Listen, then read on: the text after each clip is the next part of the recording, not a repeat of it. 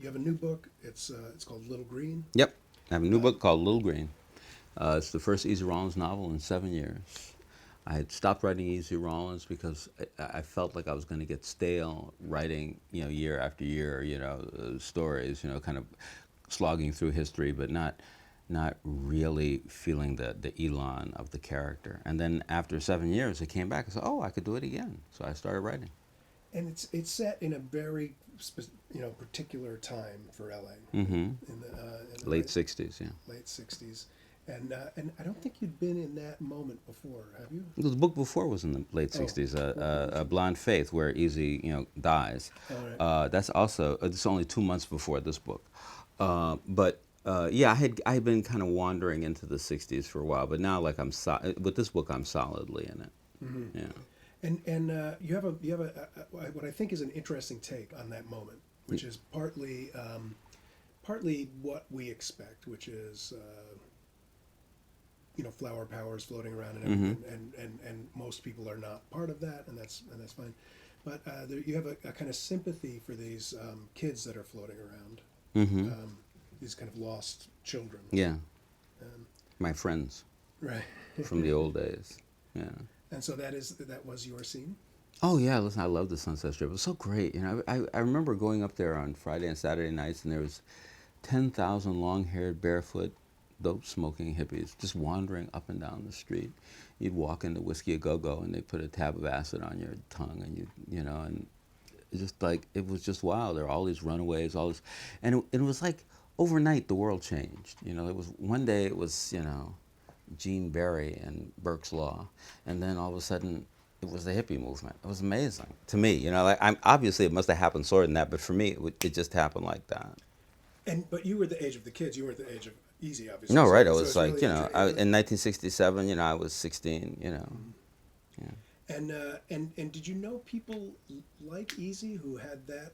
I mean, part of the fantasy that animates this character, I think, for readers, part of the thing that makes him so attractive to readers, is that he manages always to find himself in tough new situations and find the the humanity and the interest and the kind of kind of he sees the understanding of the people that are different than him and doesn't judge Yeah. it, right? He doesn't judge them, right? And but he comes from like a place, where he comes from Black America, which maybe 15 years before this, Black Americans weren't even considered Americans, at least not full Americans, and so the when he comes across something like the hippie movement or any kind of movement where people have actually counterculture as their notion, which Easy's counterculture by birth, and these people are counterculture because they've decided to be, because they've thought their way to that position. He finds it very interesting. Also because they have so much more power than he does, because they're optimistic about their beliefs. And whereas Easy and his whole history is not an optimistic one, what you hope for is you just hope that people don't see you. Whereas the hippies are saying, "Here I am."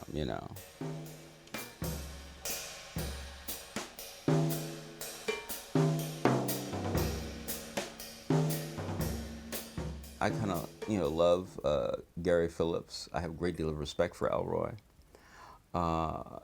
There's so many people who write about Los Angeles. I mean, Los Angeles is like crime central. It's like America is like 95% of crime fiction. Really, and then like L.A. is 80% of that. It's a kind of an amazing thing. There's so many writers who've come and gone and disappeared. That I don't even remember them all. But another thing is I just have to say is I don't spend a lot of time reading crime fiction because it influences my unconscious, and I find myself writing other people's stories, and I don't like that. So I've actually pretty much stopped reading crime fiction. And you mentioned the LA is the capital of crime fiction. Hmm. Lately in academia, of course, there's all this interest in genre fiction. Hmm. There's, science fiction scholars Yeah, and that's thriller good. scholars and mystery scholars. But for a long time, of course, it was a subliterary genre. Yeah. Right? with a couple of little exceptions. People would somehow early on they made an exception for Chandler. Mm-hmm. Yeah, because he was English. But the interesting thing, the real reason that the genres are marginalized is because, to start talking percentages again, I don't know exactly what the percentages are, but the lion's share of the profit in writing is in the genres. And the true margins are the so-called literary writers. So the so-called literary writers haven't taken over the university, and then the awards that kind of spiral out from there say, well, we are the center, and these other things are the margins. And the reason they do that, because if they let them in, they would be drowned by them. So I don't even blame them for it, but it's like if you ask somebody who they read, Ian Forster talks in aspects of the novel. He says, I want to think that I'm writing these great, wonderful things with these deep thoughts. He said, but if you talk to the bus driver, they say, oh yeah, I read that book. It was a really good story. He realized, Forster says, that's what a good book is. It's a good story that people read and are impacted by.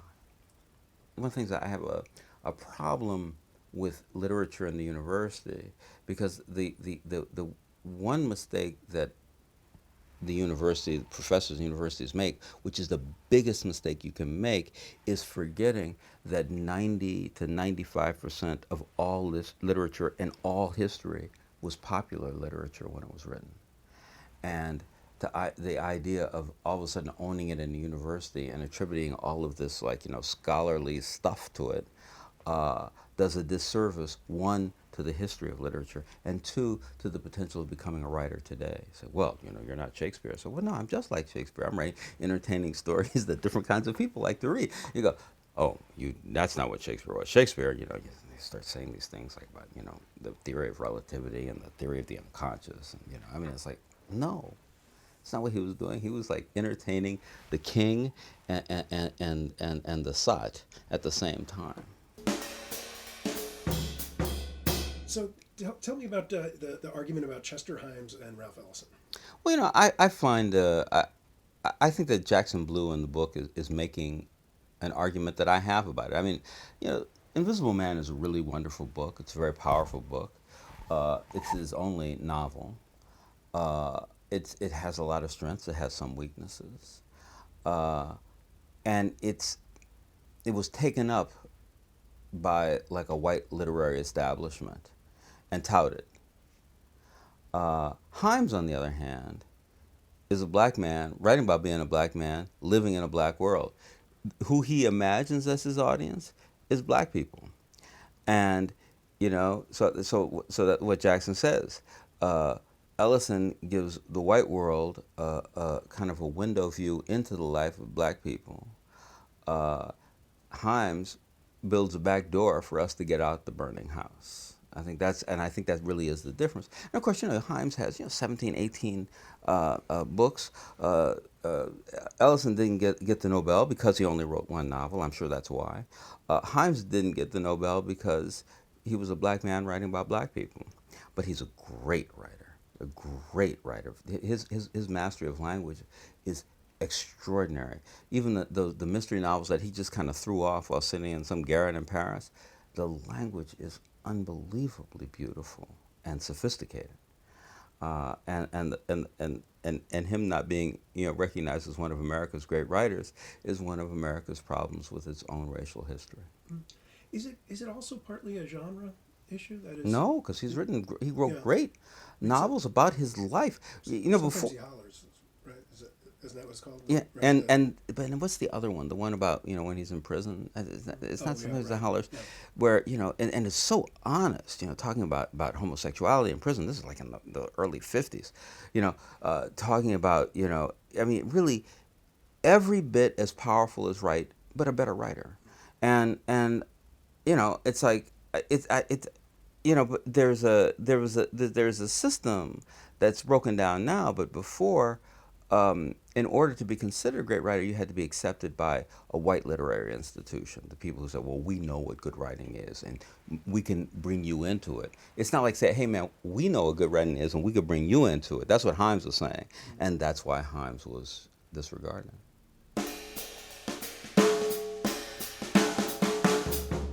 What you have, of course, is in my genre, people like Ross McDonald and Chandler, white men talking about a kind of a white history of the world, and black and Hispanic and Japanese and Korean, and also Native American. Um, Los Angeles is completely forgotten. It's kind of marginalized, but beyond marginalized. Wherever the margin is, that literature is beyond that. And of course, one of the things that I want to do is write about, black people in Los Angeles, because it's like so wonderful, so great, and such an intricate part of that history. And of course, not only that, but also not just non-white Los Angeles. So because before the Watts riots, everybody, there was like two races in LA. There was white people and the rest of us, and we got along great, and we did wonderful things. There was great music. There was great, there was like theater. There was a whole life that is kind of unknown because there was no literature about it, because people weren't publishing people of color, and people of color. So there, and people and white people didn't really know that these cultures existed because they didn't have to.